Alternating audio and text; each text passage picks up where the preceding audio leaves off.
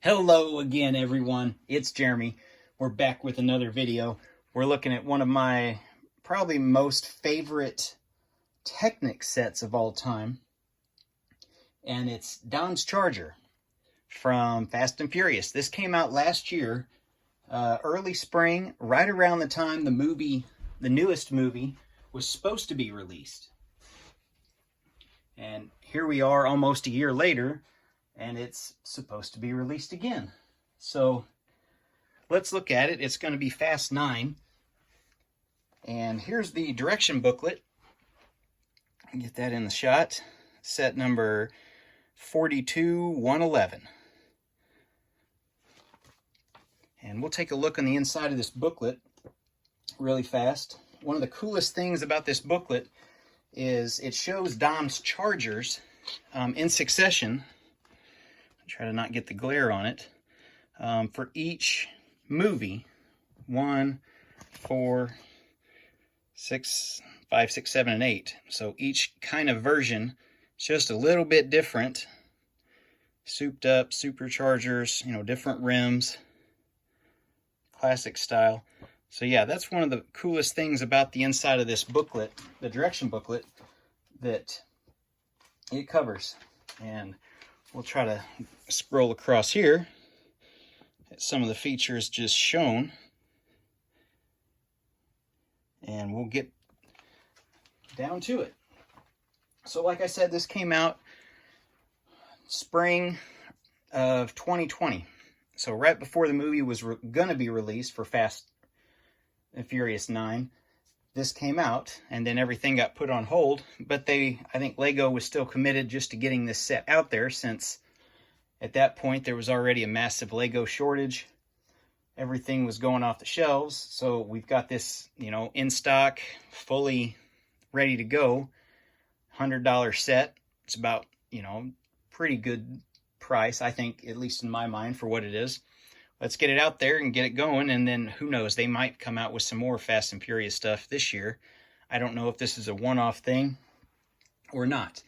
So you can see we've got articulation on the wheels, and there's a knob right here that turns it. Doors do open up. And we'll try to get a little bit closer view here of the inside. You can see it's not really, we do have a seat. You have the NOS tank on the other side. There's not much else really in there besides the one seat. The steering wheel is just for show. It does not turn, doesn't do the wheels or anything. You can see this, the wheel is not turning. Let's see our windows, our angles used with these hoses to try to get a little bit of curvature in the back wing. Let's look at the back of this thing. You can see the license plate. I don't know what it stands for. I'm sure somebody might be able to help me in the comments. It does say 2001 right there. I don't know if you guys can see that up close or not. The trunk opens up. Oh, there's our NOS N2O system. So I guess I was wrong. Let's try to open this door and see. That might be maybe fire suppression tank. I'm not sure. But you can see as I move the wheels, you can see how these gears move in there, hopefully. Okay. So you can see it kind of has a little bit, nose sits down a little bit. So we do have some shocks on the front and some shocks on the back. Hood does open up. So we got hood, trunk, doors. Stay tuned for the end of this, guys. I'll do some still shots here and try to get some other angles with this. I'll try to keep the camera steady right now as I just do a 360 view of this thing. Let's look at the engine block.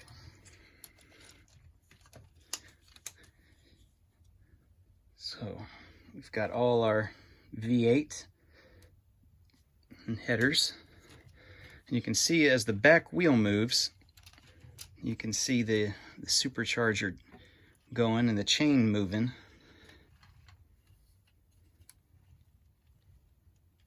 And each one of our pistons are going.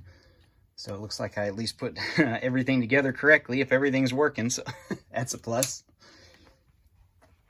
As I know with the way this set is, it is something when you build it, and if you make a mistake early on, it's a huge pain with these Technic sets.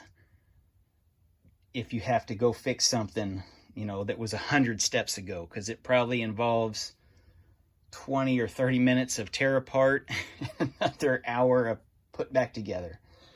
So, you know, when you get these larger sets, like this is only a $100 set. So if you guys have, or have seen, you know, the Bugatti, the Ferrari that's supposed to come out, the Lambo, any of those sets, $300 plus sets, you know, if you make a problem or have a problem, you know, with this undercarriage here with your gearing systems, you've got a huge problem. And it may not, you know, something to where it won't roll, it won't line up correctly. So take your time on these. There is a lot of little things. Sometimes the directions aren't 100% clear. You're just trying to guess by going to the next couple steps to see what things are supposed to be. That is a sticker there. You can kind of see that. Adds a little bit to it, that charger sticker. I like how they did the headlamps on the front.